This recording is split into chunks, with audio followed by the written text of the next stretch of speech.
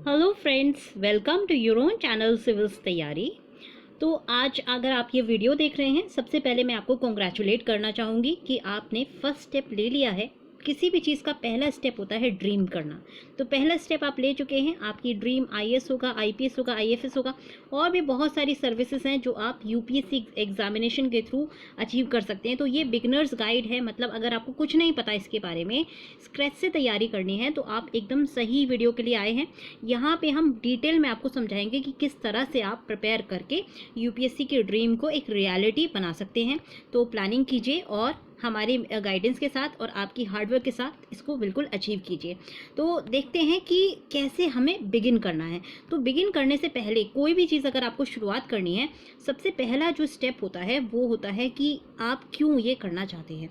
तो सबसे पहले अपने आप को एसेस कीजिए, क्यों करना चाहते हैं आप। आईएएस क्यों बनना चाहते हैं, आईएफएस क्यों बनना चाहते हैं, या आईपीएस क्यों बनना चाहते हैं, क्यों एक आप सिविल सर्वेंट बनना चाहते हैं, या क्यों एक पॉलिसी मेकर बनना चाहते हैं। तीनों के आप आंसर एक पेपर पे लिखिए।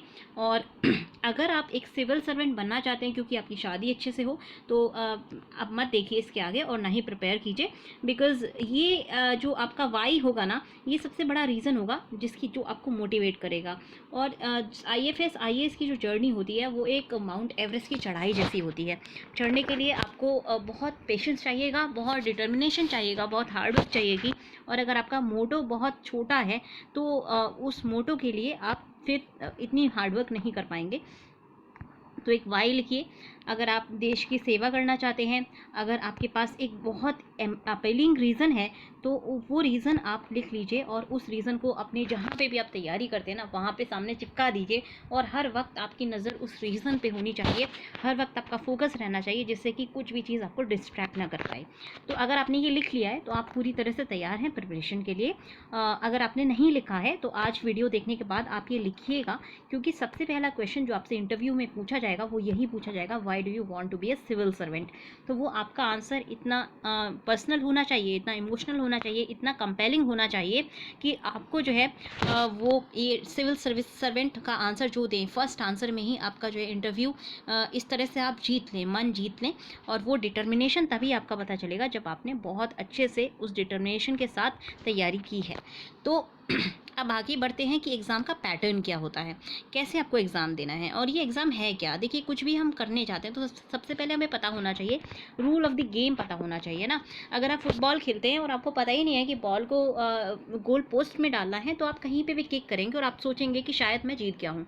तो एक छोटी सी कोटेशन है, if you do not know where is your destiny, anywhere you go that will be your destiny. मतलब अगर आपको पता नहीं है कि हमारी मंजिल कहाँ है, जहाँ पे भी आप जाएंगे वही मंजिल हो जाएगी। तो हमें पता होना चाहिए कि हमें कहाँ जाना है, और उसके लिए हमें पैटर्न पता होना चाहिए ना। प्रिपरेशन के लिए हमेशा पता होना चाहिए कैसे तैयारी करनी है, क्या आता है। तो सबसे पहली ये देखिए, एग्ज़ाम पैटर्न हमारा 3 स्टेज में होता है। जैसे कि हमने बोला था ना, ये एवरेस्ट की चढ़ाई है। तब जब आप एक माउंटेन चढ़ते हैं या एवरेस्ट चढ़ते हैं ना, तो वहाँ पे आपको बेस कैंप्स पे जाना होता है। तो ये एक बेस कैंप हो गया, पहला बेस कैंप क्या है, आपका प्रिलिमिनरी एग्जामिनेशन है। ये इसमें आपके 2 पेपर होंगे। पेपर 1 जनरल स्टडीज़ का होगा और पेपर 2 आपका सीसैट का होगा। दोनों में जो है 200 नंबर का ये पेपर होगा और ड्यूरेशन आपकी 2 घंटे है। तो 2 घंटे में 200 नंबर का क्वेश्चन आपका पेपर होगा। पेपर 1 में आपके 100 क्वेश्चंस आएंगे और पेपर 2 में आपके 80 क्वेश्चंस आएंगे। तो पहले वाले पेपर में एक क्वेश्चन 2 नंबर का है, दूसरे पेपर में 80 क्वेश्चन आएंगे आपके और 200 नंबर का ये पेपर होगा। दूसरा पेपर सीसैट है और ये क्वालिफाइंग है सिर्फ, मतलब कि इसमें सिर्फ आपको 33% मार्क्स लाने हैं। तो 200 का 33% कितना हो गया, 66 नंबर आपको लाने हैं। अगर आप सीसेट क्वालिफाई नहीं करते तो पेपर 1 आपका चेक नहीं होगा। तो सीसेट भी बहुत इंपॉर्टेंट है, ये क्वालिफाइंग है बट इसको क्वालिफाई करना बहुत ज़रूरी है, तभी आपका पेपर 1 चेक होगा। और पेपर 1 के बेसिस पे आपकी कट ऑफ निकलेगी और उस कट ऑफ के बेसिस पे आप सेकेंड स्टेज मतलब दूसरे बेस कैंप में जाएंगे। वो हो गया आपका मेन्स स्टेज। तो पहले बेस कैंप में जब हम हिमालय की चढ़ाई करते हैं, पहले बेस कैंप में आपका मेडिकल चेकअप होता है। अगर आप मेडिकली अनफिट हैं तो फिर आप नेक्स्ट बेस कैंप पे नहीं जा सकते। इसी तरह से प्रिलिमिनरी स्टेज पे अगर आप फिट नहीं हैं, अगर आप जनरल स्टडीज़ का ये पेपर पास नहीं करते, तो आप मेंस एग्ज़ाम में नहीं बैठ पाएंगे। तो हालांकि ये एक तरह से आपका जो है नेगेटिव का टेस्ट हो गया। यहाँ की जो भी आप मार्क्स लेकर के आएंगे वो आपके मेरिट में इंक्लूड नहीं होगा, बट अगर आप इसको क्वालिफाई नहीं करते हैं तो आप नेक्स्ट स्टेज पे नहीं पहुँचेंगे। इसलिए प्रिलिमिनरी जो है सबसे इम्पॉर्टेंट एक स्टेज होती है। एक ऑलमोस्ट देखिए हर साल 10 लाख बच्चे के आसपास बैठते हैं आपकी प्रीलिम्स एग्ज़ाम में, और उसमें से केवल 14 से 15,000 लोग पास करते हैं, मेंस में बैठते हैं। तो ये एक बहुत बड़ा जो है आपका फ़िल्टर राउंड होता है, सबसे ज़्यादा बच्चे इसी स्टेज से बाहर हो जाते हैं, और इस स्टेज से बाहर होना बहुत एक कष्टकारी भी होता है। फिर अगले साल के लिए आपको 1 साल की प्रोसेस दोबारा शुरू करना होगा। तो इसीलिए ये एग्ज़ामिनेशन एक तरह से बहुत इंपॉर्टेंट भी है, क्योंकि मेंस में हालांकि आपके मार्क्स ऐड नहीं होंगे, बट आप मेंस में बैठ ही नहीं पाएंगे जब तक आप इसको क्लियर नहीं करते। तो आई होप आपको ये समझ आ गया होगा। अब नेक्स्ट हमारा जो होता है सेकंड एग्जाम होता है मेंस। मेंस में रिटन होता है, मतलब ये सब्जेक्टिव होता है। अब जो हमने प्री देखा था वो ऑब्जेक्टिव है, वहाँ पे क्वेश्चन आएगा, उसके 4 ऑप्शन होंगे ABCD। अब उसमें से आपको जो है टिक करना होगा, OMR शीट में आपको भरना होगा, गोले लगाने होंगे, जैसे आप अभी तक करते आए हैं। बहुत सारे अपनी IBPS के एग्जाम्स दिए होंगे या और कॉम्पिटिटिव एग्जाम्स दिए होंगे, ग्रेजुएशन के एग्जाम दिए होंगे। तो वो जो एग्ज़ाम होते हैं, जो भी आपके कॉम्पिटिटिव एग्जाम होते हैं ऑब्जेक्टिव, वो था आपका प्रीलिम्स। मेंस की अगर हम बात करें तो मेंस सब्जेक्टिव होता है। यहाँ पे 9 पेपर आपको देने हैं, 7+2। 7 और 2 क्यों हैं ये हम थोड़ी देर में देखेंगे। ये जो 2 पेपर की हम बात कर रहे हैं ना, ये क्वालिफाइंग पेपर है, मतलब यहाँ पे अगेन इनमें आप जो भी नंबर लाते हैं वो आपके मेरिट में इंक्लूड नहीं होंगे, बट इनको पास करना ज़रूरी है। इनमें कम से कम आपके 25% नंबर आने चाहिए। इनको अगर पास करते हैं तभी ये 7 पेपर चेक होंगे। और ये जो 2 पेपर हैं आपके, ये 300 नंबर के होंगे। पेपर 1 कोई भी इंडियन लैंग्वेज, जो भी हमारी शेड्यूल्ड लैंग्वेज हैं उनमें से आप कोई भी एक इंडियन लैंग्वेज में अपीयर कर सकते हैं। फॉर एग्जाम्पल वो आप तमिल में दे सकते हैं, तेलुगु में दे सकते हैं, मलयालम में दे सकते हैं, हिंदी में दे सकते हैं। तो नॉर्थ इंडियन वाले हिंदी में यूजुअली देते हैं। ये पेपर 1 हो गया। पेपर 2 कंपलसरी है, वो सबको इंग्लिश में देना है, ठीक है। तो पेपर 1 हमें अपनी रीजनल लैंग्वेज में देना है, कोई भी एक इंडियन लैंग्वेज में देना है, और पेपर 2 हमारा इंग्लिश में होता है। दोनों पेपर ये 300 नंबर के होते हैं। अब तीसरा आपका फाइनल राउंड होता है। अगर आप मेंस क्वालिफाई कर देते हैं तो आपका नेक्स्ट राउंड होता है इंटरव्यू।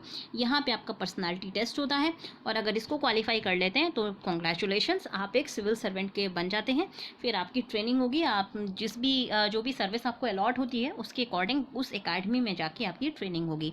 तो अब हम मेंस में क्या क्या पेपर्स होते हैं, 7 पेपर की हमने बात की थी। तो 2 पेपर हम समझ चुके हैं कि इंग्लिश और हिंदी आएंगे। बाकी 7 पेपर में क्या आएगा, पहला पेपर होता है आपका एस्से का, और ये 250 नंबर का आपका होता है। इसमें आपके 2 एस्से आपको लिखने होते हैं, और अगेन 125 मार्क्स का एक एस्से होगा। तो 2 एस्से होंगे इस सेक्शन A में, और सेक्शन B में हमें जो है 2 एस्से लिखने होंगे टोटल 3 घंटे के अंदर। पेपर नंबर और एक एस्से आपका 5000 वर्ड के आसपास होना चाहिए, ठीक है। अब पेपर 2 की बात करते हैं। पेपर 2 ये जनरल स्टडीज़ 1 पेपर है, ठीक है। पेपर का नाम 2 है, बट GS का ये फर्स्ट पेपर है, जनरल स्टडीज़ का ये फर्स्ट पेपर है। इसमें आपका इंडियन हेरिटेज एंड कल्चर आएगा, हिस्ट्री आएगी, ज्योग्राफी आएगी, और सोसाइटी आएगी। ये आपका 250 नंबर का पेपर होगा। अगेन आपका ये सब्जेक्टिव पेपर होगा। 10 क्वेश्चन आएंगे 15 नंबर के, और 10 क्वेश्चन आएंगे आपके 10 नंबर के। तो 10 × 10 100 हो गए, और ये 150, टोटल आपका ये 250 नंबर का पेपर होगा। ऐसे ही सारे GS के पेपर होंगे। थर्ड पेपर आपका होता है GS पेपर 2। यहाँ पे आप गवर्नेंस पढ़ेंगे, कॉन्स्टिट्यूशन का पेपर आएगा, polity, social justice, international relations. ये भी आपका 250 नंबर का पेपर होगा। अगेन इसमें 2 सेक्शंस होंगे, 2 पार्ट में डिवाइडेड होगा, या एक साथ ही होते हैं वैसे वो क्वेश्चन। शुरू के 10 क्वेश्चन आपके 10 मार्क के होंगे, बाद के जो है 10 क्वेश्चन आपके 15 नंबर के होंगे। अगेन 20 क्वेश्चन आपको करने हैं, 250 क्वेश्चन का, 250 मार्क्स का ये पेपर होगा। पेपर 4 आपका जनरल स्टडीज़ 3 का पेपर होता है। यहाँ पे science and tech, economic development, biodiversity, environment, security, disaster management आता है। अगेन इस पेपर में भी 20 क्वेश्चंस होंगे, और ये शुरू के 10 क्वेश्चन 10 नंबर के, बाद के 10 क्वेश्चन आपके 15 नंबर के होंगे। नेक्स्ट पेपर आपका होगा पेपर 5, जिसको हम जनरल स्टडीज़ 4 बोलते हैं। इसमें एथिक्स, इंटेग्रिटी और एप्टीट्यूड का पेपर होगा। यहाँ पे केस स्टडी, पार्ट B में आपकी केस स्टडीज़ आएंगी, और पार्ट A में आपका जो है पेपर्स आएंगे, मतलब क्वेश्चंस आएंगे, 10-10 नंबर के वो क्वेश्चंस आएंगे आपके। नाउ पेपर 6 आपका ऑप्शनल पेपर 1 के ऑप्शनल होगा। ये मतलब आप चूज़ कर सकते हैं, बहुत सारी आपकी लिस्ट मिलेगी, उसमें से कोई भी एक आपको पेपर सेलेक्ट करना होगा। For example English literature select किया तो इंग्लिश लिटरेचर के 2 पेपर होंगे, पेपर 1 और पेपर 2। तो ये आपके 2 पेपर्स हैं, ठीक है, ऑप्शनल के। तो ऑप्शनल में आपका पेपर, ऑप्शनल का पेपर 1 होगा, ऑप्शनल का पेपर 2 होगा। अब ऑप्शनल की स्ट्रैटेजी हम अलग से एक वीडियो में देखेंगे, वहाँ पर कल से मैं बिगिन करने वाली हूँ। सबसे पहले हम PSIR की स्ट्रैटेजी देखेंगे, उसके बाद फिर इंग्लिश लिटरेचर की, और जो भी मेरे पास फ्री सोशियोलॉजी की। ये 3 सब्जेक्ट्स की मेरे पास अभी तक डिमांड आई है आप लोगों की तरफ से। और किसी सब्जेक्ट की स्ट्रैटेजी आपको बनवानी है तो आप help.civilstayari info@gmail.com पे मेरे को ईमेल कर सकते हैं। फिर मैं उस सब्जेक्ट की आपकी स्ट्रैटेजी और बुक लिस्ट वगैरह बना दूंगी, साथ साथ मटेरियल भी प्रोवाइड करा दूंगी। अगर ये सारे पेपर आपके ऑलमोस्ट 250 मार्क्स के होते हैं तो 7 × 250 आपके 1750 नंबर के पेपर हो गए, और इंटरव्यू आपका 275 नंबर का होता है। अब इन सभी में इंटरव्यू और मेंस में मिलाकर के आपको ऑलमोस्ट अगर आप 1000 नंबर ले आते हैं तो आपका नाम न केवल आप क्वालिफाई कर लेंगे बट आपका नाम टॉपर लिस्ट में आएगा। टॉपर्स में के आसपास इतने नंबर आते हैं।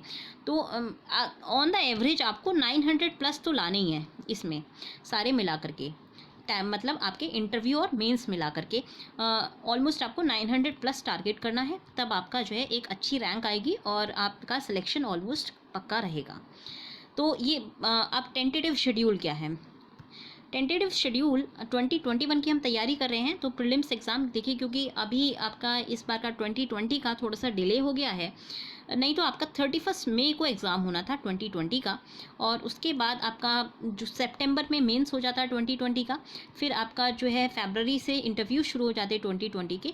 तो इस बार एक एक महीना ऑलमोस्ट शिफ्ट हो गया है। मई की जगह हम एक्सपेक्ट कर रहे हैं कि जुलाई के आसपास आपका प्रीलिम्स होगा, जुलाई या अगस्त में प्रीलिम्स होगा 2020 का।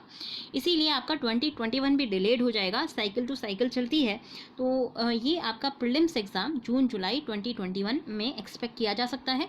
मेंस एग्ज़ाम आपका सितंबर या अक्टूबर में होगा 2021 के, और इंटरव्यू जनवरी फरवरी 2022 में होगा, और आपका रिजल्ट फाइनल अप्रैल 2022 में आ जाएगा। तो आप अगर 2021 की तैयारी कर रहे हैं, अप्रैल 2022 में आप ऑलमोस्ट एक सिविल सर्वेंट होंगे। आज से 11 महीने बाद एक सिविल सर्वेंट के रूप में आपका सिलेक्शन हो जाएगा अगर आप अच्छे से तैयारी करते हैं। तो कभी कभी आपको ये लगता होगा कि किस बेसिस पे, मतलब ये प्रिपरेशन कैसे करनी चाहिए, ये डिपेंड करेगा कि आपकी प्रोफाइल क्या है।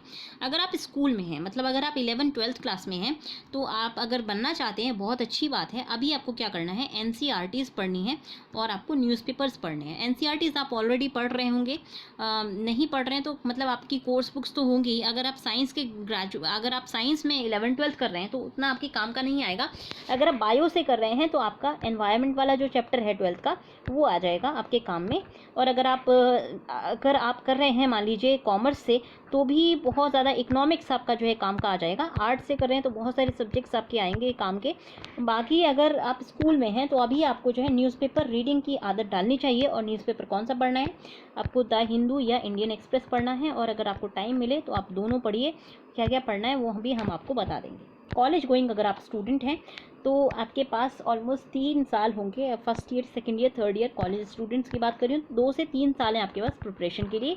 ये एक अच्छा टाइम होता है। तो अब आपको यहाँ से NCERTs की तैयारी करनी है, मतलब अच्छे से आप NCERTs पढ़ लीजिए, और साथ साथ आप एडिटोरियल डेली का पढ़िए, उसका द हिंदू का और इंडियन एक्सप्रेस का, और अपने जो है करंट अफेयर्स के नोट्स बनाने लगिए। क्योंकि आपको 2-3 साल मतलब आपके पास एम्पल टाइम है, बहुत अच्छा टाइम है। अर्ली स्टार्ट आप यहाँ से कर रहे हैं तो बहुत अच्छी, ये एक अच्छी प्रोफाइल है। पर ज़्यादातर बच्चे इस कैटेगरी में नहीं होते, ज़्यादातर बच्चे इस कैटेगरी में होते हैं, ये 3, 4, 5 की कैटेगरी में होते हैं, जो या तो अभी ग्रेजुएट हुए हैं, या वर्किंग एक्सपायरेंट हैं, या एक्सपीरियंसड हैं। तो अगर आप स्कूल गोइंग हैं, 2 आवर्स आप अगर पढ़ते हैं काफ़ी है। कॉलेज गोइंग स्टूडेंट हैं, 2 से 3 घंटे आप दे सकते हैं। ग्रेजुएट और वर्किंग एस्पायरेंट्स को 4 to 5 आवर्स देने होंगे, और एक्सपीरियंस प्लेयर्स को भी 4 to 5 आवर्स देने होंगे। अब देखिए, जस्ट ग्रेजुएटेड, मतलब अगर आपने अभी अभी ग्रेजुएशन किया है तो अब आपको 1 साल लग के तैयारी करनी पड़ेगी। तब आप कहीं और एडमिशन ना लें। अगर आपने सोच लिया है कि आपको सिविल सर्विसेज ही ज्वाइन करना है तो आप 1 साल लग के तैयारी कीजिए। देखिए क्या आपका रिजल्ट आता है, उसके बेसिस पे आप फर्दर डिसीजन ले सकते हैं। क्योंकि आप बहुत यंग होंगे, 22-23 की एज ग्रुप में होंगे। ये एकदम सही एज ग्रुप भी होती है तैयारी करने की भी और एग्ज़ाम में अपीयर करने की भी। तो ये आपका एकदम सही टाइम है, और यहाँ पे आप जितना ज़्यादा टाइम दे सकें। जस्ट ग्रेजुएटेड हैं, कहीं पे भी आप और कुछ नहीं कर रहे हैं, सिर्फ सिविल सर्विसेज की तैयारी करें, तो आप 6 to 10 आवर्स तो आप आसानी से दे सकते हैं एक दिन का इस प्रिपरेशन के लिए। और अगर आप इतना देते हैं तो डेफिनेटली आप 1 साल में इसको क्रैक कर लेंगे। वर्किंग एस्पायरेंट हैं ज़्यादा, बहुत सारे बच्चे इस कैटेगरी के होते हैं। वर्किंग एस्पायरेंट है तो इनके लिए 6 से 10 घंटे देना बहुत डिफिकल्ट हो जाता है, क्योंकि इनको काम भी करना है। तो आपको जो है 4 घंटे देने पड़ेंगे। सुबह के 2 घंटे आप मैनेज कीजिए, शाम के 2 घंटे आप मैनेज कीजिए, और इस तरह से आप अपना ब्रेकअप कीजिए, स्टडी को आप इस तरह से बैलेंस कीजिए। बहुत कुछ आपको आता भी होगा, और यहाँ पे आपको बहुत ज़्यादा हेल्प लेनी होगी यूट्यूब वगैरह की, जिससे कि काम करते करते आप सुनते रहें क्या चल रहा है, तो आपकी जो है प्रिपरेशन थोड़ी सी सही रहेगी। मैंने खुद यही काम किया था। मैंने खुद यहाँ से जो है, मैं भी वर्किंग एस्पायरेंट के रूप में मैंने इसी तरह से प्रिपरेशन अपनी की थी। एक्सपीरियंस प्लेयर्स हैं तो 1 2 3 अटेम्प्ट्स आप दे चुके हैं, आपको सब पता होगा क्या मेंस होता है, क्या प्रीलिम्स होता है। तो आप ये वीडियो शायद इसलिए देख रहे होंगे कि कहाँ कमी रह गई। तो आपको बहुत सारी चीज़ें आती होंगी, जो आपके जो भी आपका वीक सब्जेक्ट है, वीक एरिया है, उसको आप हिट कीजिए, और सोचिए कि 2021 आपका लास्ट अटैम्प्ट होना चाहिए, और इसमें आपको निकालना ही। ये मत सोचिए कितने अटैम्प्ट बाकी हैं, ये सोचिए आपका 6th अटैम्प्ट है और ये आपको निकालना ही है। तो इस तरह से आपकी प्रिपरेशन अप्रोच होनी चाहिए। एक्सपीरियंस प्लेयर्स अगेन, अगर आप ड्रॉप कर सकते हैं तो ड्रॉप करके 1 साल लग के तैयारी कीजिए, और उसको अपना फाइनल अटैम्प्ट में कन्वर्ट कीजिए। नाउ अब कैसे हमें करना है जंप, ले मतलब आप लीप ले लिया, आपने सोच लिया। अगर आप यहाँ तक आ गए हैं, इस वाले स्लाइड को देख रहे हैं, इसका मतलब आपने मन बना लिया है, आप पूरे उत्साह के साथ आगे बढ़ना चाहते हैं। तो आपको कैसे करना है, क्या किस तरह से आपको तैयारी करनी है। तो सबसे पहले आपको थोड़ी सी रिसर्च करनी होगी कि बुक लिस्ट आपको कौन सी चाहिए, पैटर्न क्या होना चाहिए, क्या क्या आपको मेहनत इस एग्ज़ाम में लगेगी, क्योंकि ये एग्ज़ाम अपने आप में एक बहुत बड़ा कमिटमेंट है। और इस हर कमिटमेंट में एक बहुत ज़्यादा की डिमांड्स होती हैं, हर कमिटमेंट की डिमांड्स होती हैं, रिगर्स होते हैं, और एक साइकिल होती है फेलियर की, सक्सेस की। तो वो साइकिल आपको जो है फेस करनी होगी। तो यहाँ पे आपको इसके बारे में थोड़ी सी रिसर्च कर सकते हैं, अपने सीनियर से बात कर सकते हैं, मेंटर से बात कर सकते हैं, और किसी से बात नहीं कर पाते हैं तो आप मेरे को हमेशा की तरह ईमेल कर सकते हैं help.civilstayari@gmail.com। जो भी आपकी प्रॉब्लम होगी उसका मैं एज अ मेंटर आपको बिल्कुल सपोर्ट करूँगी, एज अ फैमिली मेम्बर आपको सपोर्ट करूँगी, और आपको पूरी आपकी जो भी गाइडेंस होगी वो मैं देने की कोशिश करूँगी। तो ये कर लिया आपने, तो नेक्स्ट होगा कहाँ पे आप तैयारी करेंगे। अगर आप बाहर जाके तैयारी करते हैं, अगर आपके पास पैसा है, आपके पास समय है, तो आप अगर घर से दूर रह के तैयारी करते हैं तो आप दिल्ली जाएंगे, या फिर आप हो सकता है हैदराबाद जाएं। अगर साउथ इंडिया में है तो हैदराबाद में काफ़ी अच्छे सेंटर्स हैं, चेन्नई जाएंगे, चेन्नई में अच्छे सेंटर्स हैं। तो आप देख लीजिए कहाँ पर आपको तैयारी करनी है, घर पर रह के करनी है या घर के बाहर करनी है। अगर आप घर के जहाँ पर भी आप तैयारी करते हैं तो उसमें आप कम से कम आपको 18 महीने चाहिएंगे उस जगह के, क्योंकि आपका पूरा ये 1 साल का जो भी है।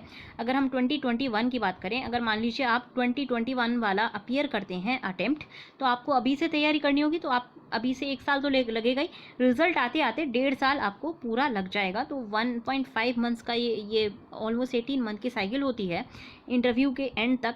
तो आपको ये फिगर आउट करना होगा कि प्लेस ऑफ स्पेस प्रिपरेशन जहाँ पे भी हो, वो 18 महीने आप वहाँ कंटिन्यू रह सकते हैं कि नहीं।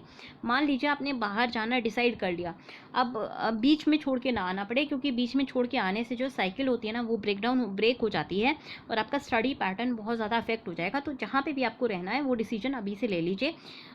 मैं तो देखिए मैंने घर पे प्रिपरेशन किया, बाहर पे रह के भी प्रिपरेशन किया, मेरी प्रिपरेशन घर पे अच्छे से होती है। तो ये आपको देखना होगा आपके घर का माहौल कैसा है, आपको स्टडी का टाइम मिल पाता है कि नहीं। घर पे इसलिए बेटर होता है क्योंकि आपकी देखभाल करने के लिए कोई है, खाना पीना अच्छे से मिल जाता है। बाहर आपको ये सब खुद अरेंज करना है। बट बहुत सारे लोग ऐसे हैं जो घर में पढ़ाई नहीं कर पाते हैं, तो वो बाहर जाके भी कर सकते हैं। ये आपका अपना पर्सनल इशू का, पर्सनल आपका चॉइस होगी। घर में अगर आप करते हैं तो आपको एक क्वाइट रूम चाहिएगा, और वहाँ पे आपका जो एक क्वाइट रूम होना चाहिए, और ज़्यादा डिस्टर्बेंस ना हो, ये आपको देखना है। एनवायरनमेंट को कंड्यूसिव बनाइए स्टडिंग के लिए। मतलब ये नहीं कि आप बेड पे लेट के पढ़ाई करें, तो नहीं होगी, क्योंकि कुछ सब्जेक्ट्स बहुत टफ हैं, कुछ सब्जेक्ट्स बहुत ज़्यादा ड्राई भी हैं।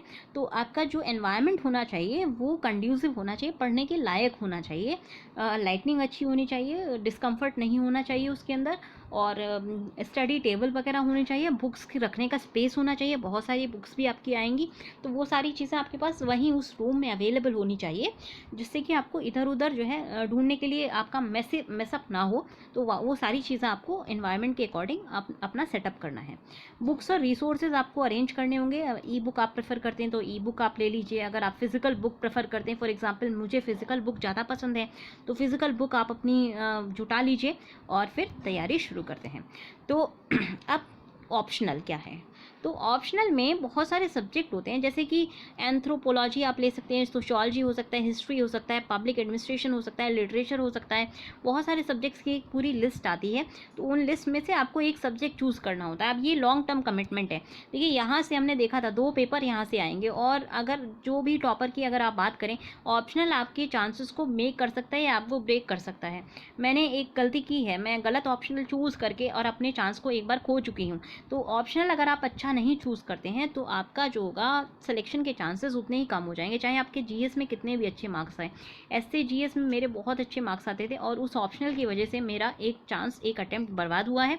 उसके बाद मैंने चेंज करके लिटरेचर ले लिया था, तो मैंने तो अपनी मिस्टेक को सुधार लिया। अब आपको देखना है कि ऑप्शनल क्या होना चाहिए। ऑप्शनल को लेते वक्त आपको क्या क्या कंसिडर करना है।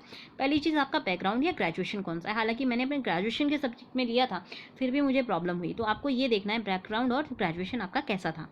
चाहे आपका ग्रेजुएशन कितना भी मजबूत हो, एक बार आप उसके क्वेश्चन पेपर को देखिए, उसके मार्क्स भी देखिए कि कैसे मार्क्स आते हैं, एवरेज मार्किंग क्या रहती है उस सब्जेक्ट में, और कि क्या रेट ऑफ सिलेक्शन है, तभी आप उस ऑप्शनल को चूज़ कीजिएगा। फिर सबसे इंपॉर्टेंट चीज़ है इंटरेस्ट।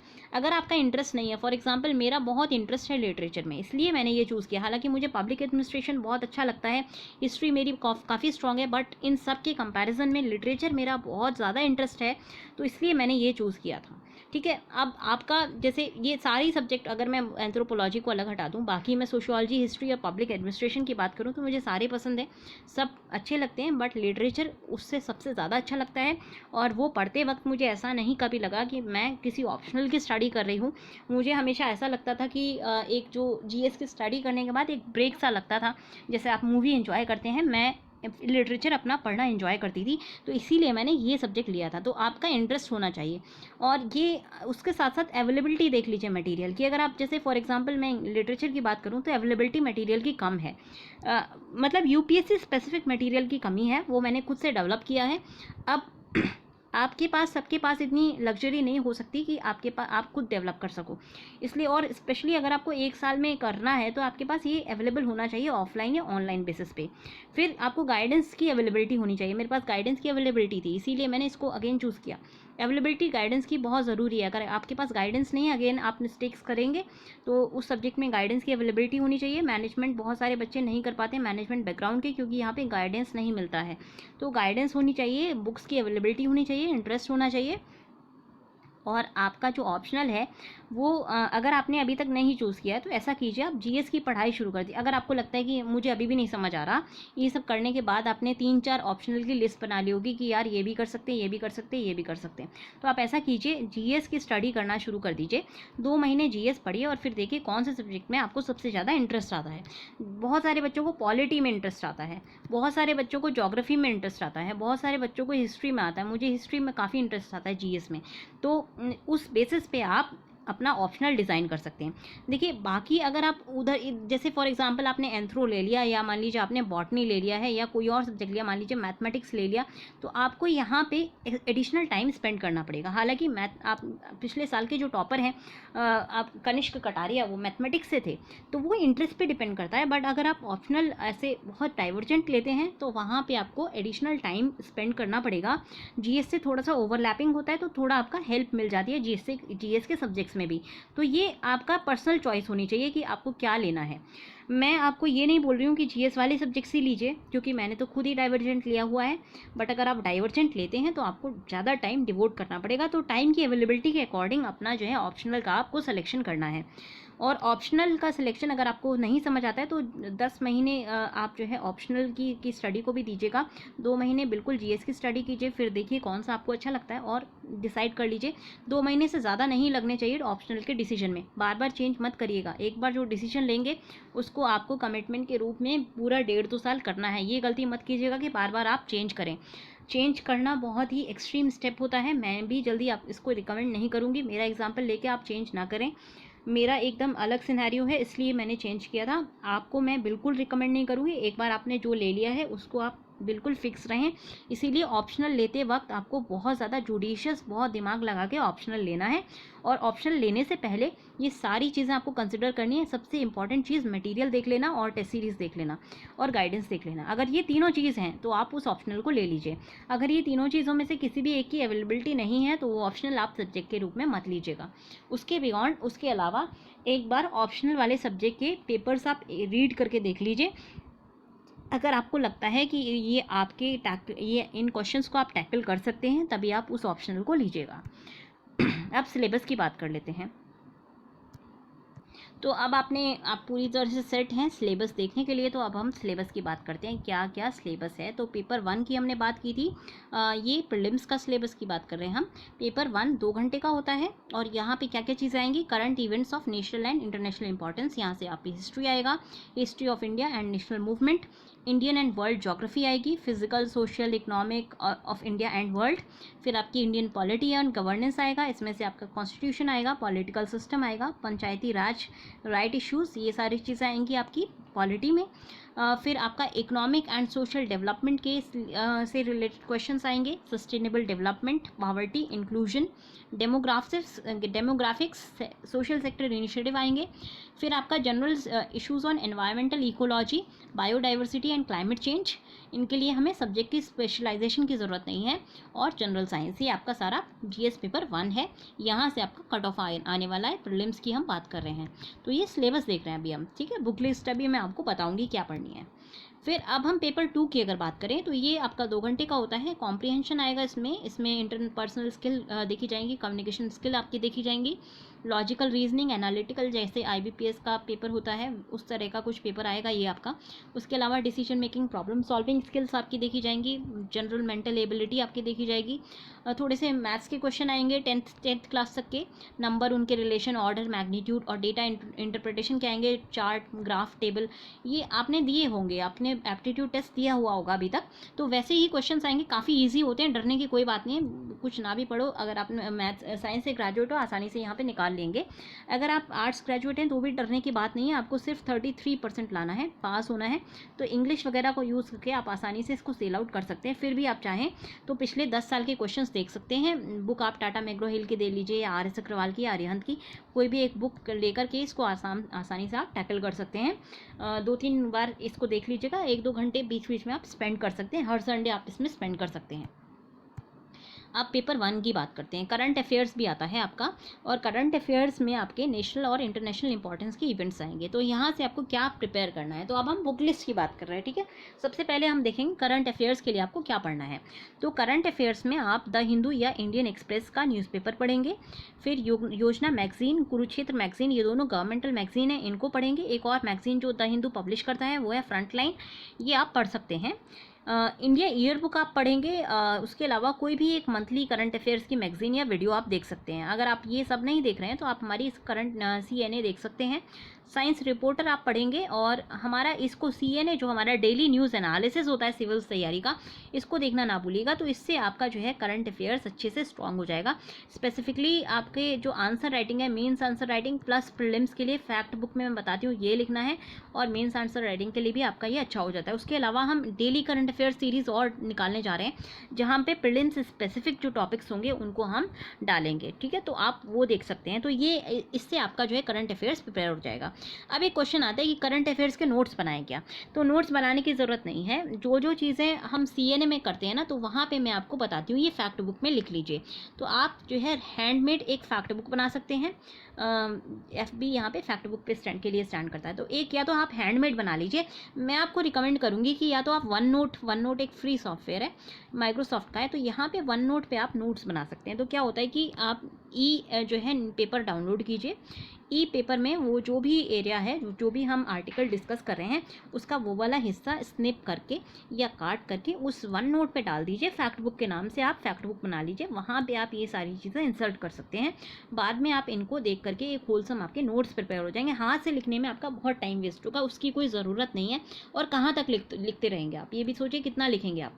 तो इसीलिए बेटर होगा कि आप करंट अफेयर्स के नोट्स बनाएं। अगर आपको नोट्स बनाने तो नोट्स बनाएं, और नोट्स बनाने ही हैं। और नहीं तो आप 2-3 बार अगर एक कोई भी करंट अफेयर्स की मैगज़ीन पकड़ लीजिए, कोई भी मैगज़ीन पकड़ लीजिए, कोई भी इंस्टीट्यूट की आप पकड़ सकते हैं, विजन की पकड़ सकते हैं, आप जो है हमारे वीडियोज़ देख सकते हैं। हम जो है मंथली कंपाइलेशन आपको देंगे, हमारे मंथली कंपाइलेशन देख सकते हैं आप।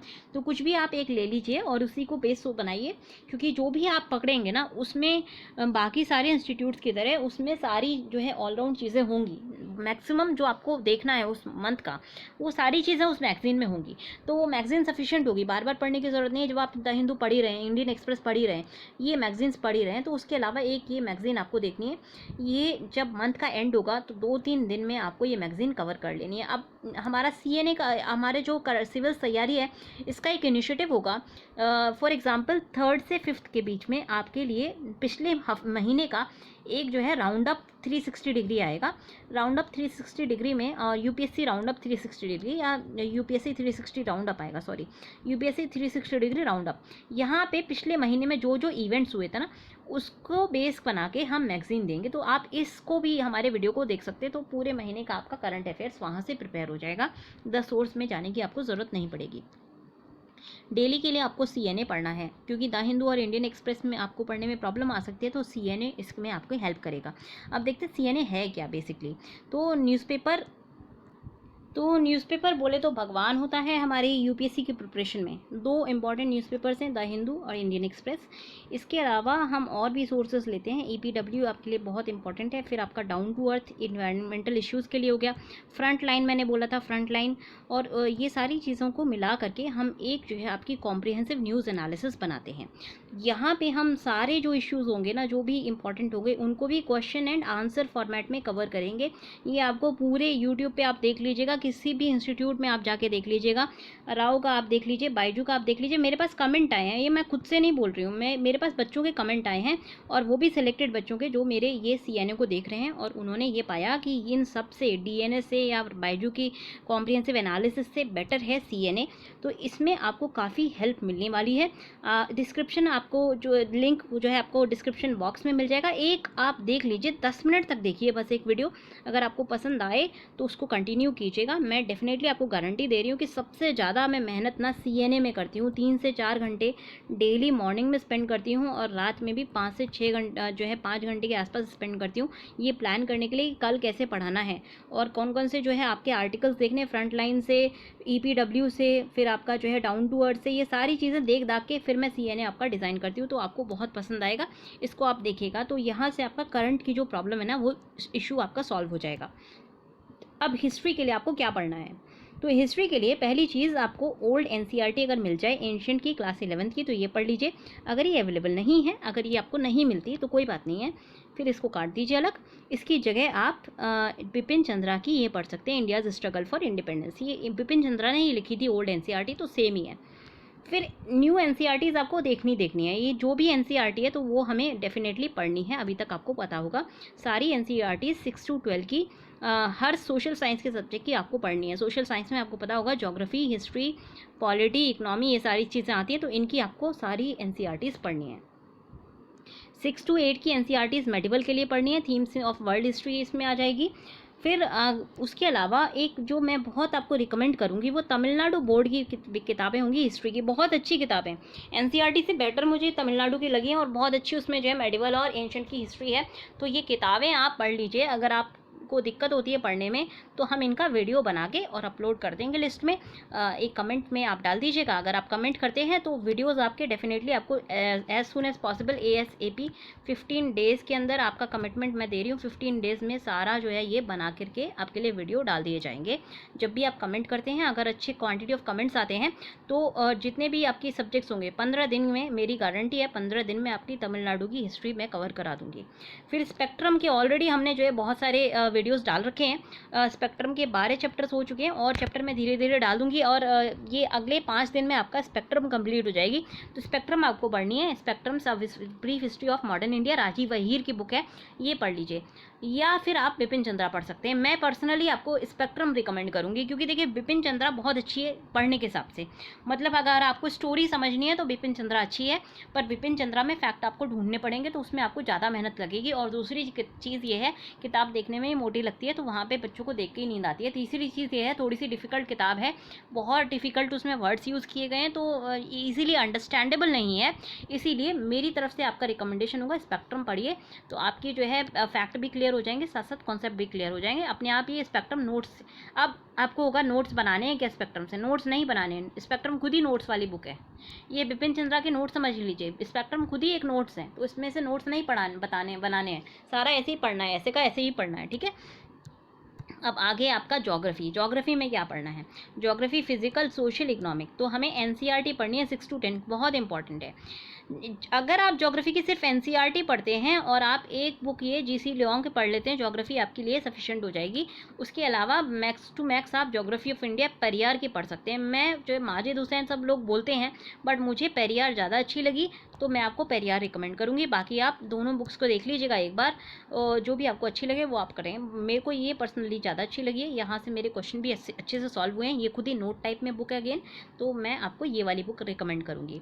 अब जो भी आपका places in news on map, जो भी मैप पे की प्लेसेस हैं जो भी आती है न्यूज़ में, उन सबको आप मैप पे मार्क करते जाइए। तो ऑक्सफोर्ड एटलस इसके लिए आप ले सकते हैं। अब क्वेश्चन होगा स्टूडेंट लेना है या स्कूल लेना है? कोई भी ले लो भैया, सब में जो है आपका एटलस में तो जगह तो सेम ही रहेंगे ना, जगह थोड़ी चेंज हो जाएंगी, तो आप कोई भी ले लीजिए। ऑक्सफोर्ड के एटलस बेस्ट है, स्कूल वर्जन बेहतर वर्जन है स्टूडेंट से, बट अगर स्टूडेंट है तो पैनिक करने की ज़रूरत नहीं है कि हम स्कूल खरीदें क्या, तो कोई भी आप वर्जन ले सकते हैं।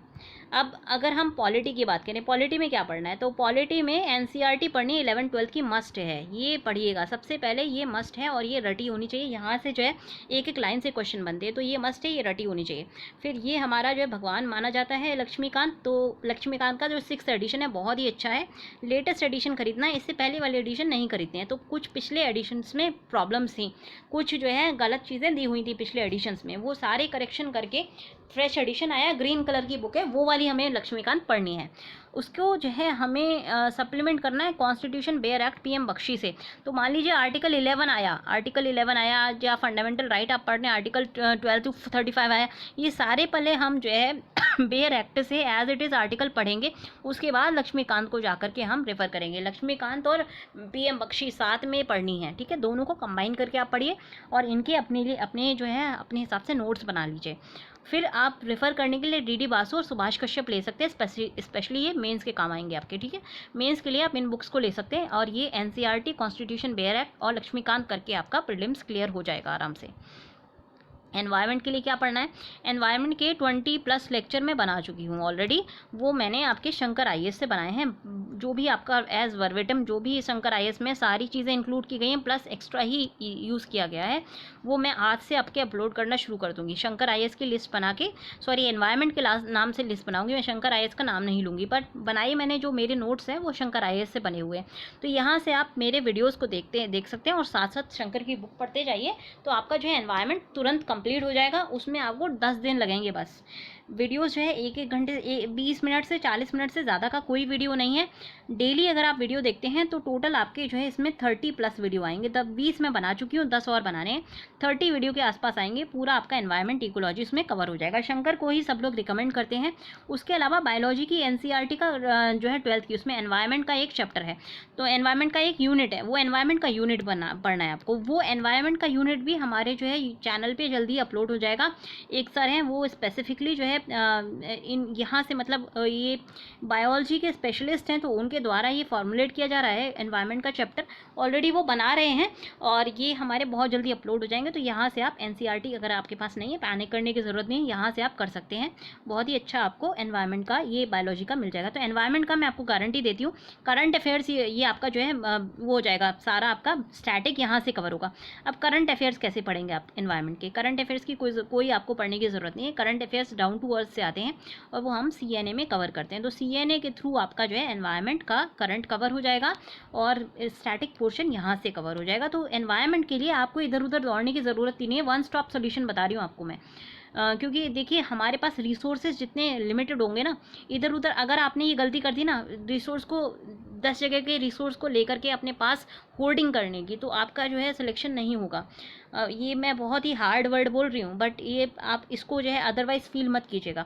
कोई भी एक स्टॉप बना लीजिए, मैं ये नहीं कह रही कि सिर्फ सिविल्स तैयारी लीजिए, कोई भी एक ऐसा वन स्टॉप ले लीजिए जिसमें आपको समझ में आए और जहाँ पे आपके डाउट्स क्लियर हो जाएं और जहाँ पे होलिस्टिक मेथड से चीज़ें कवर की जा रही हो, उसको ही आप बेस बनाइए, उसी चीज़ को आप पढ़िए।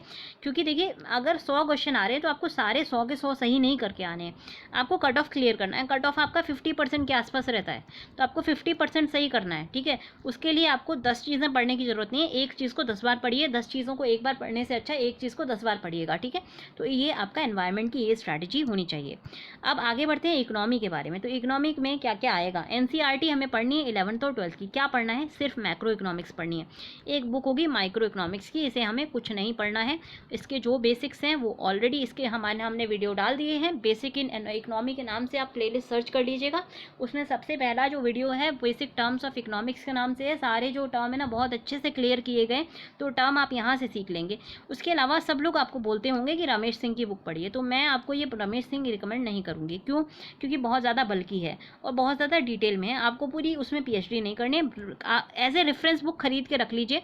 खरीद के नहीं रखते हैं तो आप इसका पीडीएफ डाउनलोड कर लीजिएगा कहीं से, बहुत सारे चैनल्स हैं जहाँ पे पीडीएफ आपको मिल जाएगा। अगर नहीं है तो मैं अपनी बुक आपको स्कैन करके पीडीएफ आपको पर्सनली दे सकती हूँ, ये आप मेरे को बता दीजिएगा। बाकी आपको ये वाली बुक पढ़नी है, इंडियन इकोनॉमी श्रीरंगम। ये आपने श्रीराम आईएएस की सुना होगा, उन लोगों ने ये बनाई है और इसका फर्स्ट एडिशन इसी साल रिलीज़ हुआ है। तो ये श्रीराम की बुक्स हैं, ये एक तरह से नोट्स हैं। तो इंडियन इकोनॉमी यहाँ से पढ़िए आपकी। उसके अलावा अगर आपके पास ये नहीं है तो आप संजीव सर की जो है बुक वो भी पढ़ सकते हैं।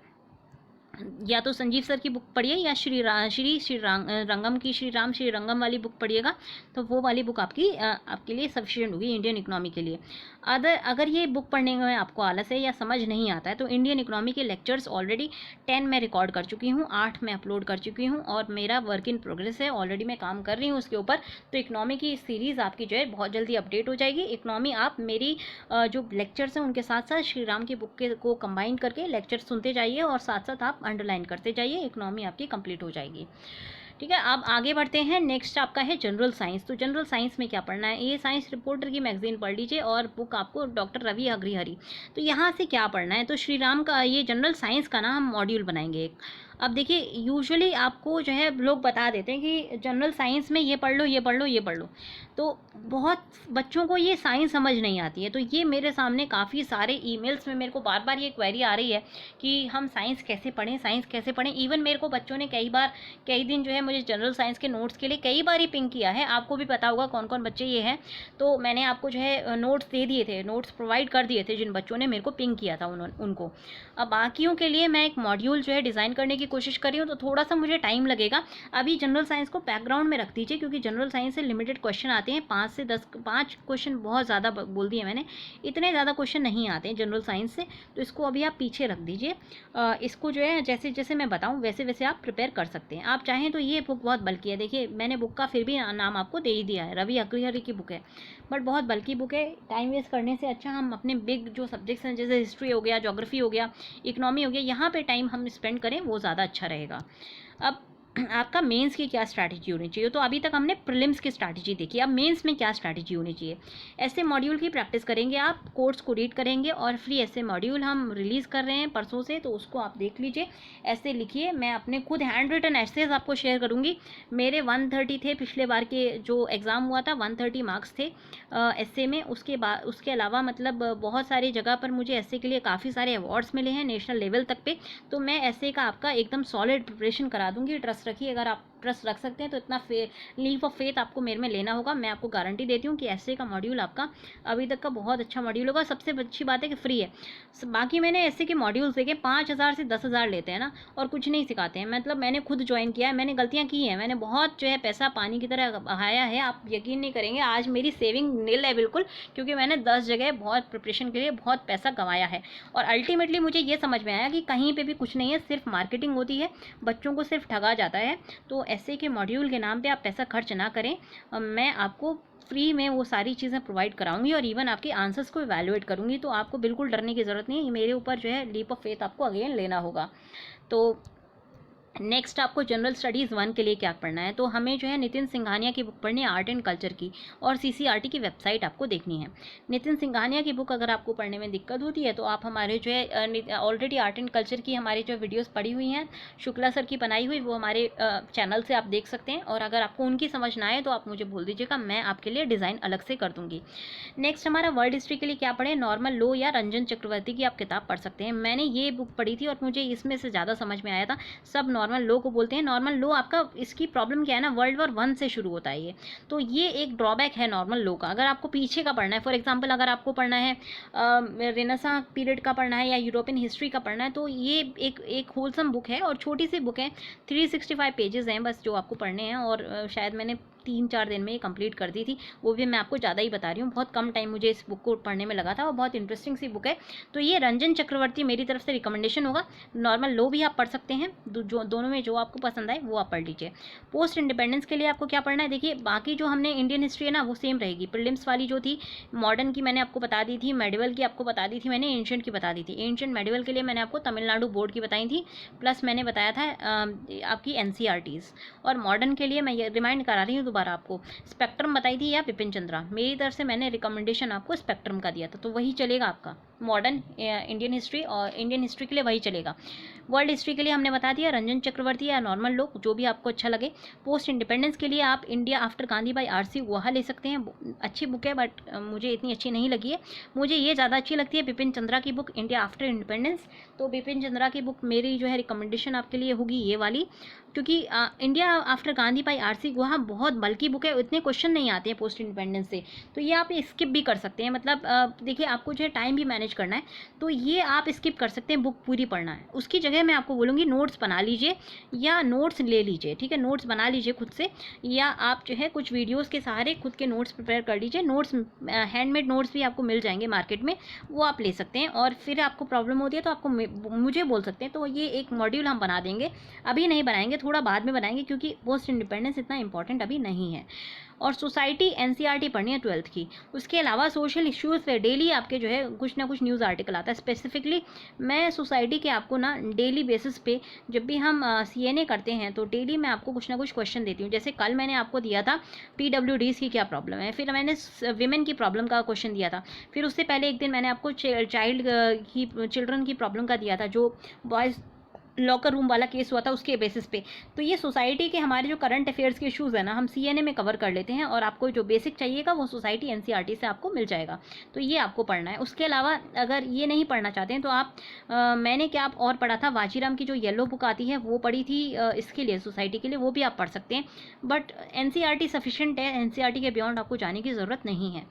एनीवेज जीएस पेपर 2 में क्या पढ़ना है, जीएस पेपर 2 में आपको पॉलिटी जो हमने लक्ष्मीकांत बोली थी वो पढ़नी है। गवर्नेंस के लिए भी लक्ष्मीकांत की बुक बहुत अच्छी है। फिर पॉलिटी को हमें जो है गार्निश करना है डीडी बासु से, तो लक्ष्मीकांत आप जो है प्रीलिम्स स्टेज में ही कंप्लीट कर लेंगे। उसके बाद आपको जो है और मजबूत बनानी है तो डीडी बासु से आप पढ़ेंगे।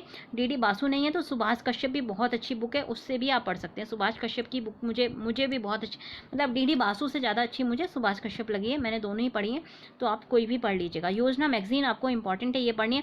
Second ARC report extremely important, ये आपको पढ़नी है, सारी नहीं पढ़नी है, कुछ चैप्टर्स होंगे वो ही पढ़ने हैं, सारी रिपोर्ट नहीं पढ़नी है, बहुत बल्कि रिपोर्ट है, कितनी पढ़ते रहोगे, तो पूरी बल्कि रिपोर्ट नहीं पढ़नी है, सिर्फ कुछ पर्टिकुलर चैप्टर्स आपको पढ़ने हैं। इंटरनेशनल रिलेशंस के लिए आपको जो है जो आपको वो चाहिएगा, बैकग्राउंड चाहिएगा, वो 12th एनसीईआरटी से मिल जाएगा। बाकी आपको वीडियो मॉड्यूल्स मिलेंगे आईआर के सिविल तैयारी पर, और सीएनए जो है वहाँ पे भी हम इसमें इंटरनेशनल रिलेशंस के क्वेश्चन डेली बेसिस पे करते हैं। जो बच्चे सीएनए देखते होंगे उन्हें पता होगा। अब उसके अलावा जनरल स्टडीज़ 3 के लिए हमें क्या करना है, तो ये technology, environment, biodiversity, security, disaster management का है। साइंस रिपोर्टर हमारी साइंस के लिए लेटेस्ट जो भी अभी आ रहा है, लेटेस्ट जो भी हमने साइंस में अचीव किया है वहाँ पे साइंस रिपोर्टर में हमें मिल जाता है। डेटा रैंकिंग रिपोर्ट्स हमको देखनी है, फिर इसके लिए वीडियोज़ हमने बनाए हुए हैं, वीडियोज़ हमारी चैनल पर देख सकते हैं, और जो भी आप वीडियो बोलेंगे वो बना दिए जाएंगे, आपके लिए सारा जो है मटीरियल यहाँ पर प्रोवाइड किया जाएगा। डिजास्टर मैनेजमेंट के इग्नू के नोट्स बेस्ट हैं, यहाँ पे इग्नू के नोट्स आप बैकअप ले लीजिएगा। इंटरनल सिक्योरिटी के लिए अगेन हमारा एक मॉड्यूल आएगा। मेरे हैंडमेड नोट्स हैं, मेरे हैंडमेड नोट्स के बेसिस पे मैं मॉड्यूल बनाऊंगी। आप बोलेंगे तो हैंडमेड नोट्स भी आपको प्रोवाइड मैं कर दूंगी। तो मेरे नोट्स से आप इंटरनल सिक्योरिटी पढ़िए। 3-4 बुक से बना के और बहुत ज़्यादा मेहनत करके मैंने अपनी स्टडी के लिए जो नोट्स बनाए थे वही मैं आपके साथ शेयर करूँगी इसमें। फिर जनरल स्टडीज़ 4 में क्या करना है, तो एथिक्स, इंटीग्रिटी और एप्टीट्यूड है। यहाँ पे जो बुक एक आती है लेक्सिकन और जी सुब्बाराव, दोनों में से कोई भी एक आप बुक पढ़ सकते हैं, दोनों बुक भी पढ़ सकते हैं। लेक्सिकन जो है छोटी होती है, इजी होती है पढ़ने में। जी सुब्बाराव काफ़ी बल्कि बुक है, तो आप दोनों में से कोई भी एक बुक पढ़ सकते हैं। ये आपकी थ्योरेटिकल कॉन्सेप्ट के लिए अच्छी है। लेक्सिकन से आपका जो है केस स्टडीज़ बहुत अच्छी सॉल्व होती हैं। फिर केस स्टडीज़ की आपको जो है तैयारी करनी है। एथिक्स की मैंने खुद से हैंडमेड नोट्स बनाए थे, बहुत अच्छे नोट्स हैं मेरे। मैं इतनी तैयारी मुझे जो है तारीफ़ नहीं करनी चाहिए। एनीवेज एथिक्स में मेरे मार्क्स भी बहुत अच्छे आए थे, तो आप एथिक्स के मेरे नोट्स यूज़ कर सकते हैं और उसके बेसिस पे मैं मॉड्यूल बनाऊंगी। तो मॉड्यूल्स को आप यूज़ कर सकते हैं, उन मॉड्यूल से आप नोट्स बना सकते हैं। ये इसकी मैं गारंटी दे रही हूँ कि एथिक्स के आपको बहुत ही अच्छे कंसाइज नोट बनेंगे। 5-6 सोर्सेज से मिला करके मैंने नोट्स बनाए हुए हैं। मैं अपने नोट्स आपके साथ शेयर करूँगी इन मॉड्यूल्स में।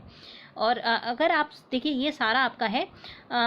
अब मैंने आपको सारी एक बुक लिस्ट दे दी है, स्ट्रैटेजी बता दी है, आपको समझा दिया है। अब आपको सोचना है, और अगर आप सोच लेते हैं तो आप कर भी सकते हैं। तो if you think you can, एक पोएम थी, if you think you are beaten you are, if you think you dare not you don't, if you would like to win but you think you can't, it is almost certain that you won't, for out in the world you will find success begins with a fellow's will, it is all in the state of mind.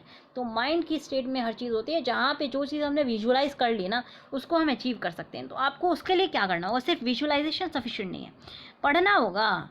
सोचने में तो हम बहुत सोचते हैं, बहुत सारी चीज़ें सोचते हैं, हमें एक्शन भी करना होगा। सोचना सफिशिएंट नहीं होता। पॉलिसी मेकर बनोगे ना आप कल, तो सिर्फ सोच करके पॉलिसी नहीं बनाओगे, आपको वो एक्शन ऑन ग्राउंड, इम्प्लीमेंटेशन। बार बार हम यही बोलते हैं, ये पॉलिसी बनती बहुत अच्छी है इंडिया में, इम्प्लीमेंट नहीं होती। तो सिर्फ प्लानिंग नहीं करनी है, हमें इम्प्लीमेंटेशन करना है। और अगर इस कमिटमेंट का मतलब ये है कि आपके बाकी सोशल कमिटमेंट या पर्सनल कमिटमेंट में प्रॉब्लम आ रही है, तो कोई बात नहीं। ज़्यादा से ज़्यादा आपको लोग जो है ताने देंगे, ज़्यादा से ज़्यादा आपकी मजाक बनाएंगे, ज़्यादा से ज़्यादा आपको जो है डीएम के नाम से चिढ़ाएंगे, जैसे मुझे चिढ़ाते थे बिगनिंग में जब मैंने तैयारी शुरू करी थी। तो वो सब झेल लीजिएगा ना, एक बार बन जाओगे तो सारी चीज़ें आपकी जो है मेहनत सारी सफल हो जाएगी। और ये याद रखिए, you are the future policy makers, we are the dreamer of dreams. हम वर्ल्ड लूज़र्स हैं, क्योंकि हमें दुनिया की चीज़ें ना, हम ना तो पार्टीज़ में कर पाते हैं, ना ही हम अच्छे से जो है अपनी एक पर्सनल लाइफ उतनी अच्छे से मेंटेन कर पाते हैं, अकेले रहते हैं। वर्ल्ड लूज़र्स एंड वर्ल्ड फॉरसेकर्स, दुनिया छोड़ करके जुट जाते हैं इसी तैयारी में। तो हम वर्ल्ड लूज़र्स हैं, वर्ल्ड फॉरसेकर्स हैं। और upon whom the pale moon glimpse, मतलब रात के अंधेरे में जब सारी दुनिया सो जाती है, हमारा जो लाइट है ना फिर भी जगी रहती है, और एक चीज़ हमारे साथ जगी होती है, वो है चंद्रमा। तो हमारे ऊपर सिर्फ चंद्रमा की रोशनी ही चमकती है, और फिर भी हम ही शायद मूवर्स और शेकर्स होते हैं पूरी दुनिया के, और हमेशा से ही हम होते आए हैं। तो जब आप पॉलिसी मेकर बनेंगे ना, चाणक्य की बात कर लीजिए, या अमात्य राक्षस की बात कर लीजिए पुराने टाइम में, या आप सोक्रेट्स की बात कर लीजिए, प्लेटो की बात कर लीजिए, या फिर आप चाइना में जो माओ जेडोंग की बात कर लीजिए, जो भी थिंकर्स थे, जो भी ड्रीमर्स थे, जो भी पॉलिसी मेकर्स थे, उन्होंने ही दुनिया को चेंज किया है। और उन्हीं की बदौलत आज की जो दुनिया है वो हम देखते हैं, एम्पायर्स चेंज करने में हमारी क्षमता है। दुनिया की जो है हम ज्योग्राफी, हिस्ट्री सब चेंज कर सकते हैं। अपनी पॉलिसीज़ से हम मिलियंस ऑफ पीपल को इंडिया में पॉवर्टी से बाहर निकाल सकते हैं। तो ये अगर आपने सोच लिया तो आप कर सकते हैं। याद रखिए कि सफलता का कोई पल नहीं होता, विफलता की गोद में ही जीत है। हार कर भी जो नहीं हारा, सफलता उसके हृदय का गीत है। ये स्टार आपको चाहिए, और ये अगर आपको चाहिए, यहाँ पे अगर आपको ट्रेनिंग करनी है तो लग जाइए तैयारी में। All the best. सिविल्स तैयारी आपके साथ हमेशा है। आपको कोई भी प्रॉब्लम है, एज अ फैमिली मेम्बर आपको कोई भी प्रॉब्लम आती है, आप बिल्कुल निडर होकर हमें आप कांटेक्ट कर सकते हैं। अगर आपने अभी तक हमारे चैनल को सब्सक्राइब नहीं किया है तो सब्सक्राइब तो कर ही लीजिए यार, इतना तो आप कर ही सकते हो। यहाँ तक अगर आपने वीडियो देख लिया, इसका मतलब आपको पसंद ही आया होगा। तो सीएनओ तो देखने के लिए सब्सक्राइब कर लीजिए, और बाकी जो भी अनाउंसमेंट होगी बीच बीच में आपको मिलती रहेगी। मैं आपको मेरा कोई मोटिव यहाँ पे प्रॉफिट बनाना नहीं है। देखिए, मेरा चैनल अभी तक मोनेटाइज भी नहीं हुआ है, तो मेरा यहाँ पे मोटिव ये नहीं है कि मैं पैसे कमाऊँ, या मेरा ये मोटिव नहीं है कि मैं जो है आपको मिसगाइड करूँ। मैं कभी भी आपको मिसगाइड नहीं कर सकती। सकती, मेरी जो है कॉन्शियसनेस मेरे को ये वो नहीं देगी, मेरी कॉन्शियस मेरे को ये जो है कभी भी अलाउ नहीं करेगी कि मैं किसी को मिसगाइड करूँ। मैंने आज तक ऐसा काम किया ही नहीं है, तो मैं आपको कभी भी गलत सलाह नहीं दूंगी। सही को सही बोलती हूँ, गलत को मैं गलत बोलती हूँ, मेरी यही सबसे बड़ी कमी है। और बहुत ज़्यादा मैं नहीं बोलती हूँ, तो मैं आपसे सिर्फ इतना ही रिक्वेस्ट कर रही हूँ, क्योंकि मैं अगर आपको इतना बोल रही हूँ because I want my India to progress, और आप ही हैं जो मेरी इंडिया को प्रोग्रेस करा सकते हैं। हम सब चाहें तो हम इंडिया को प्रोग्रेस करा सकते हैं। और मेरा सिर्फ आपसे ये रिक्वेस्ट होगी, आप सोचेंगे कि मेरा क्या फ़ायदा हो रहा है, अगर मेरा चैनल भी मोनेटाइज नहीं है तो मुझे क्या मिल रहा है इससे। देखिए, मुझे मिल रही है मन की शांति। हर चीज़ ना अपने लिए नहीं की जाती है, हम पॉलिसी मेकर्स हैं, हमें जो है चीज़ें दूसरों के लिए करनी है, और दूसरों के करने के लिए करने में जो सुख होता है ना, वो अपने लिए कभी नहीं होता। तो सेल्फलेस सर्विस मेरा मोटो है। शीलम परम भूषणम जो हमारा जो है उसका मोटो होता है IAS का, वही मेरा भी मोटो है। हमें सिर्फ आगे पे इट फॉरवर्ड। मैं भी आपसे यही बोलूँगी, अगर आपको कुछ भी समझ में आया, कुछ भी अच्छा लगा हो, तो पे इट फॉरवर्ड अपने फ्रेंड्स के साथ शेयर कीजिए। फ्री में उनको भी समझ में आएगा कि कैसे जो है तैयारी करनी है और क्या क्या करना है। और भी हम स्ट्रैटेजी वीडियो डालेंगे, ये पहला वीडियो है, यहाँ पे हमने जो बेसिक्स कवर किए हैं। ऑप्शनल स्ट्रैटेजी आपको चाहिए तो और वीडियोस देखते रहिए, जुड़े रहिए हमारे साथ। तो सब्सक्राइब कीजिए हमारे चैनल पे youtube.com/c/civils तैयारी। हमारे टेलीग्राम चैनल को ज्वाइन कर लीजिए, डेली मैं क्विज़ कराती हूँ रात के 9 बजे के आसपास। तो t.me/civils तैयारी, इसको आप ज्वाइन कर लीजिए। यहाँ पे आपको ना मैं डायरेक्ट, मेरा यहाँ पे एकदम कॉन्टैक्ट रहता है, कुछ भी होता है सबसे पहले मैं टेलीग्राम के चैनल पर ही शेयर करती हूँ। तो टेलीग्राम को ज्वाइन करना ना भूलिएगा। इंस्टाग्राम को फॉलो कीजिए। यहाँ पर मैं जो भी आपके मैप वाला इशू होता है वो मैं टेलीग्राम पर नहीं शेयर करती हूँ, मैं इंस्टाग्राम पर शेयर करती हूँ। और अगर आप इंस्टाग्राम पे नहीं है तो आप फेसबुक पे मुझे फॉलो कर सकते हैं। जो भी चीज़ें मैं इंस्टा पे शेयर कर रही हूँ वही फेसबुक पे भी शेयर होती है, तो हमारे फेसबुक चैनल को भी आप फॉलो कर सकते हैं। Stay with us and I hope आप सबकी ड्रीम्स सही में रियलिटी में कन्वर्ट हों। और अगर आपकी ड्रीम्स रियलिटी में कन्वर्ट हो जाती हैं तो शायद ये सबसे बड़ी श्रद्धांजलि होगी जो आप अपने पेरेंट्स को और अपनी मातृभूमि को दे सकते हैं। अगर मातृभूमि के लिए कुछ करने की इच्छा है तो आप एकदम सही प्लेटफॉर्म पे आए हैं और एकदम सही तरफ जाना चाहते हैं, सही आपने राह चुनी है। अब बस आपको मेहनत करनी है, कोई भी चीज़ बिना मेहनत के नहीं मिलती। तो मेहनत कीजिए, सक्सेस आपकी होगी, ये गारंटीड है। और अगर आप सक्सेसफुल नहीं भी होते, बाई चांस 1% फेलियर भी हो जाते हैं, तो ये मत सोचिए, फेलियर कभी भी जो है ना रिजल्ट से नहीं ना आका जाता है। फेलियर का मतलब ये होता है आप दुनिया के अंदर सीख नहीं पाए। इस तैयारी में आपकी पर्सनालिटी चेंज हो जाएगी, इस तैयारी में आपकी जो है वे ऑफ लुकिंग चेंज हो जाएगा। आप कभी भी, एक बार आपने सिविल सर्विसेज की तैयारी कर ली ना, आप दोबारा पुराने इंसान नहीं रह पाएंगे, ये गारंटीड है। तो सिविल सर्विसेज की तैयारी को आप अपने रिजल्ट से कोरिलेट मत कीजिएगा कभी भी। लॉन्ग टर्म में आपको इतने बेनिफिट मिलने वाले हैं। 1 साल का जो आपका इन्वेस्टमेंट होगा ये आपको सालों साल का इन्वेस्टमेंट जो है बेनिफिट देगा। आप किसी भी करियर में जाएंगे हमेशा के लिए आपको बेनिफिट देगा, क्योंकि आप जो है एक राउंड ओवरऑल डेवलपमेंट अपना करेंगे। तो ज़रूर आप कीजिए 1 साल और दीजिए अपने लिए, और अपनी ड्रीम्स को रियलिटी में कन्वर्ट कीजिए। Take care and have a good day.